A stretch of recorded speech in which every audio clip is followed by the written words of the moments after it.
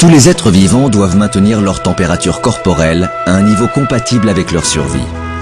Dans les environnements aux conditions climatiques extrêmes, très froides ou très chaudes, les animaux ont développé des adaptations étonnantes pour que leur température corporelle ne descende ni ne monte trop. Les éléphants des régions tropicales évacuent le trop-plein de chaleur de plusieurs façons. Par exemple, la surface importante de leur peau plissée facilite la déperdition de chaleur.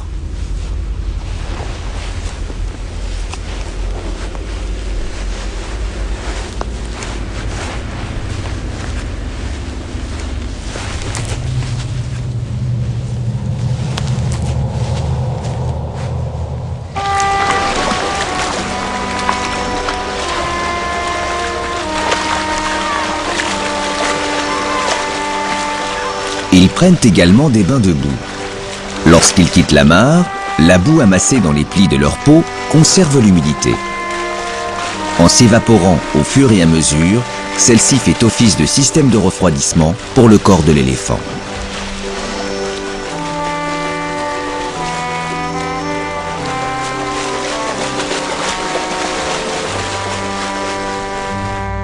Mais les éléphants possèdent également un étonnant système de ventilation et d'évacuation de la chaleur, leurs oreilles.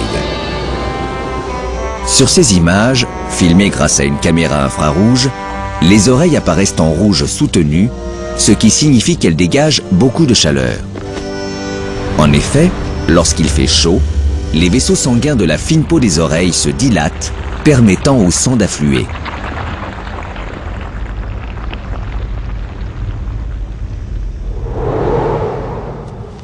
Tandis que les oreilles battent pour assurer la ventilation, le sang se refroidit.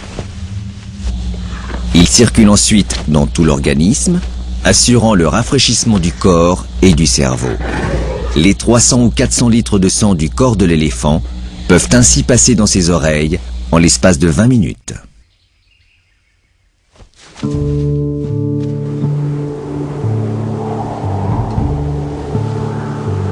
Les habitants des régions polaires doivent faire face au problème inverse, conserver au maximum la chaleur de leur corps.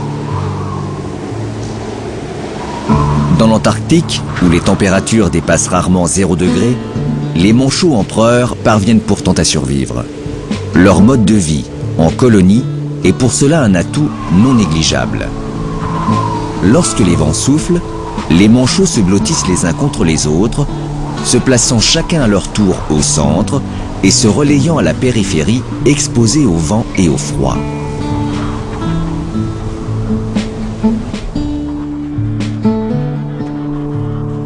Les manchots présentent également des adaptations anatomiques leur permettant de lutter contre le froid.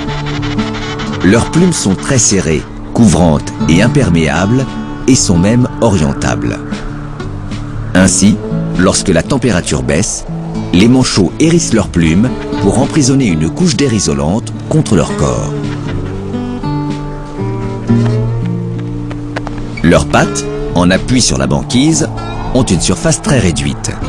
Elles sont aussi bordées par une couche de graisse protectrice. C'est entre leurs pattes, sous un repli de l'épaisse peau de leur abdomen, que les manchots couvent les œufs, puis gardent au chaud leurs petits. Les moments où ils partent se nourrir en mer, à la recherche de poissons et de calmars, sont les seuls où ces étonnants oiseaux quittent les étendues glacées de la banquise.